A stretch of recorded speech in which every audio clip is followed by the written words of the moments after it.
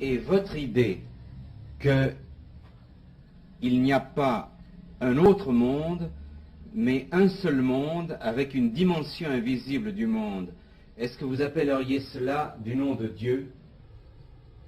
Je ne comprends pas. Je veux dire, cette dimension invisible du monde, qui est dans tous vos livres, dimension surnaturelle, est-ce que vous lui donneriez le nom de Dieu?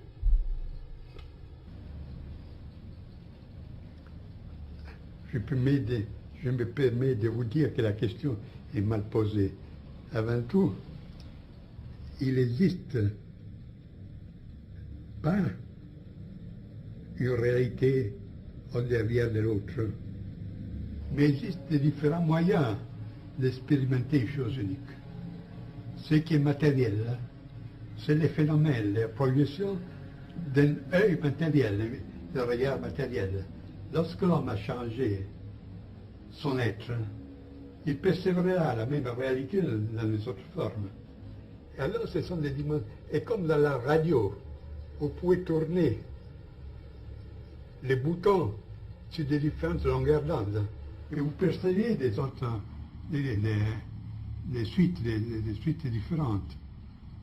Alors là, il n'existe pas un monde relatif et un monde absolu, mais un regard relatif et un regard absolu. Pour ce qui est Dieu, ce n'est pas le cas d'y parler, parce que pour la métaphysique, les dieux, c'est un concept qui appartient à la conscience religieuse, pas à la conscience métaphysique. Vous savez que selon la doctrine hindoue, et aussi selon certains mystiques occidentaux, comme Dionys l'Aréopagite, et même Plotin, même Maître Eckhart, on considère quelque chose qui est au-delà de la divinité, de Dieu. Parce que le Dieu, selon le point de vue oriental, hindou par exemple, c'est le principe de l'être. Mais le principe de l'être a, vis-à-vis de soi, le principe du non-être. Il y a quelque chose de supérieur à l'être et au non-être.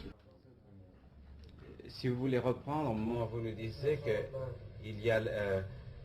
vous disiez il y a l'être, vous savez qu'il y a l'être et il y a le non-être.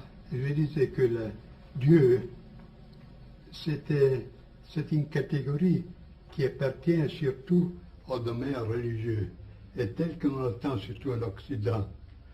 On pense au Dieu théiste, le Dieu comme personne.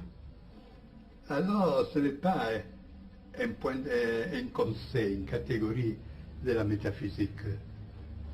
Parce que ce Dieu théiste, au maximum, on peut le considérer comme le principe de l'être. Mais l'être par lui-même, pour sa nature, a contre soi, contre lui le non-être. Et on peut concevoir quelque chose qui est au-delà de l'être et du non-être. Et c'est là la métaphysique. C'est la fête métaphysique dans une conception traditionnelle du monde.